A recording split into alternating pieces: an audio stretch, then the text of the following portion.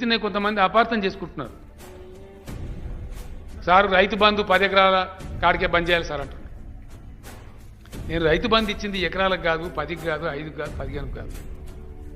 తెలంగాణ రాకముందు 50 ఎకరాల రైతులు కూడా మహబూబ్ నగర్ వాళ్ళు వచ్చి ఆటో రిక్షాలు నడిపించారు. కరువు పాలై గూడు చెదిరిన పక్షులాగా ఆయన తెలంగాణ బిడ్డలు. కరెంటు రాదు, నీళ్లు రావు, 1000 ఫీట్లు ఎత్తే బోర్లు, ఒక్కొక్క రైతు 50 బోర్లు వేసుడు, 10 బోర్లు వేసుడు, పుస్తబోగులు అమ్ముకున్నాడు. చెదురై గూడు చెదిరిన పక్షుల్లాగా అయిన ఉండే.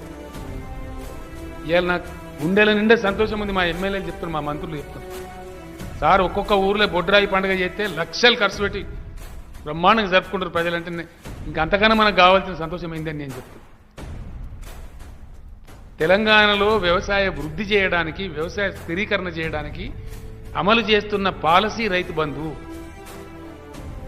వ్యవసాయాన్ని పూర్తి స్థాయిలో పదిలపరిచి పటిష్టం చేసి నా రైతులు బిచ్చం పెట్టే స్థాయికి, వాళ్ళ బిచ్చం ఎత్తుకునే స్థాయికి కాదు. అది రైతు బంధు, అది ఉచిత విద్యుత్తు. తెలంగాణ రైతును ఎవడన్నా నువ్వు ఎన్ని హెచ్పి ఉన్నది అనే కొడుకు ఎవడన్నా ఉన్నాడా? ఇలా నువ్వు ఎన్ని మోటార్లు పెడుతున్నావు ఎవడని అడుగుతుండా? అందుకే పంటలు వస్తున్నాయి, అందుకే పండిస్తారు. ఆ స్వేచ్ఛ, ఆ శక్తి నా రైతాంగానికి రావాలని నేను అనుకున్నా. ఇలా దగ్గర వస్తుంది. అది నేను సఫలీకృతం అవుతున్నా. లక్షల టన్నుల ధాన్యం పండిస్తాను తెలంగాణ. బట్టకు పొట్టకు సాగు లేకుండా అయింది నా తెలంగాణ. ఇలా నా రైతులు ఇంటి ముందరికి ఎవడన్నా వస్తే షార్ట్ని బడ్డు పెట్టే స్థాయికి చేరుకుంటుంది.